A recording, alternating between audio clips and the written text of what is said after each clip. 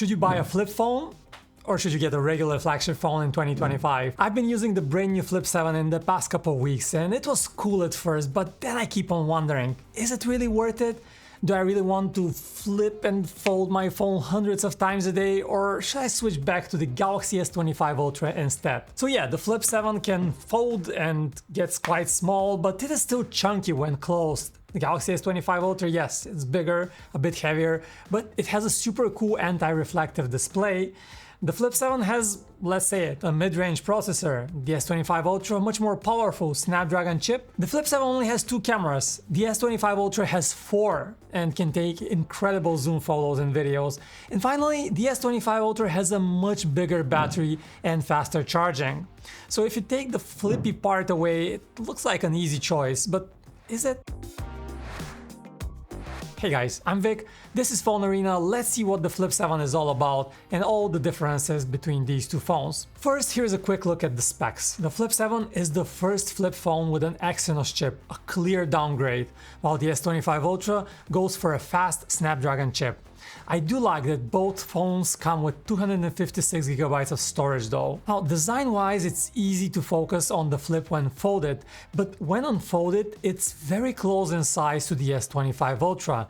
It's actually even a bit taller and a tiny bit narrower, yes. So in the hand, it definitely feels like a big phone, and so does the Galaxy S25 Ultra. That's why I'm not so sure the Flip 7 actually works as a small phone. Sure, you can fold it, but most of the time you want to use it unfolded, and it's quite big that way. Now, one thing that the Flip has going for it is thinness. At 6.5mm unfolded, it's a middle ground between the S25 Ultra and the ultra-thin S25 Edge. And it is all of this that confuses me about the Flip 7. It's not as powerful as the S25 Ultra, it's not as thin, as lightweight as the S25 Edge, and it's not as compact as the regular S25. It's all about the flippability.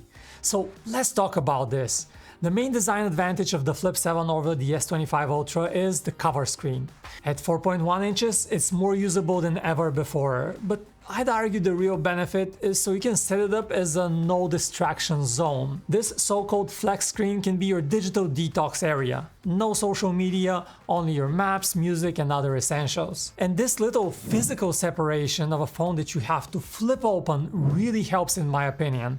And for me, that remains the #1 reason why I like the Flip form factor. It definitely is not about the compactness when folded. By the way, we ran a very interesting battery test, first on the cover screen and then on the main screen of the Flip 7. Many people say using the front screen saves a lot of battery, but here are the results we got. It turns out there is not all that much of battery savings if you just use the smaller cover screen. Now back to our Flip versus Ultra comparison, the camera is the next thing that matters and it nudges me towards the S25 Ultra. Now I have a few side projects where I film dance videos, and if you want to film anything happening on a stage far away, you need to have a telephoto camera.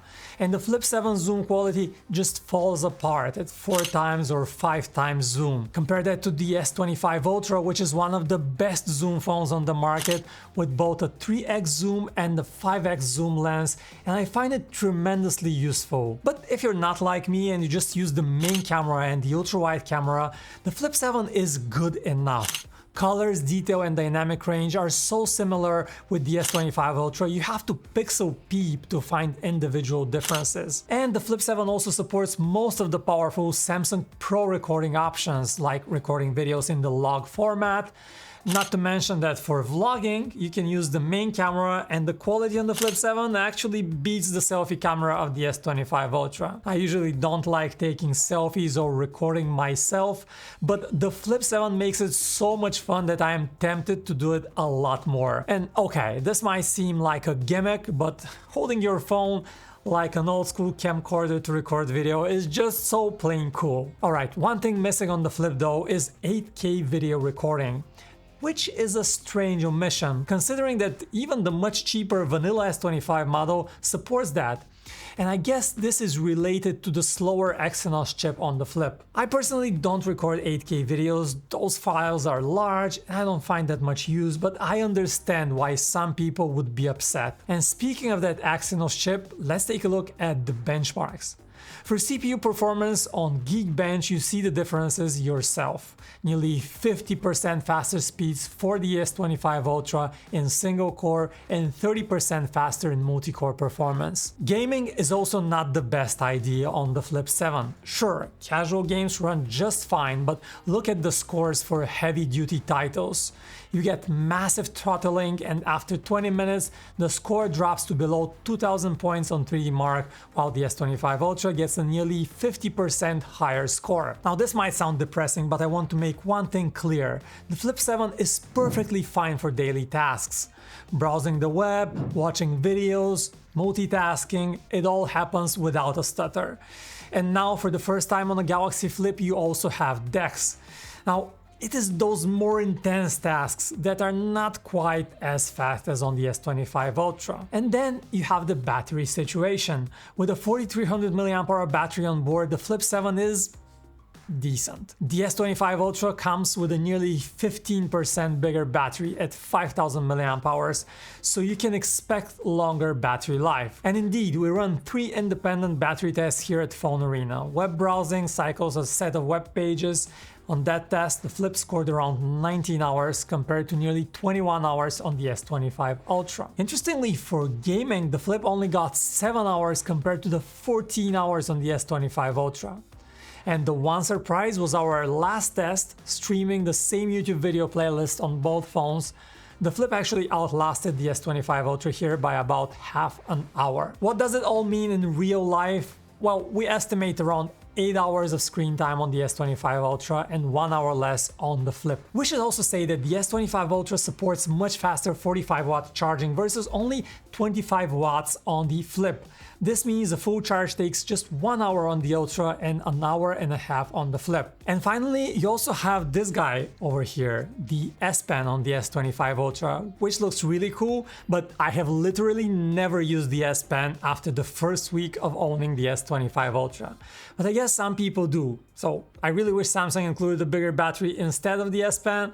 Let me know your thoughts about this in the comments. So what's the conclusion? Now, I think it's one thing really. Get the Flip because it's cool and you really want a flip phone. Get it if you want a phone that will help you with your digital detox. Get it if you really like selfies.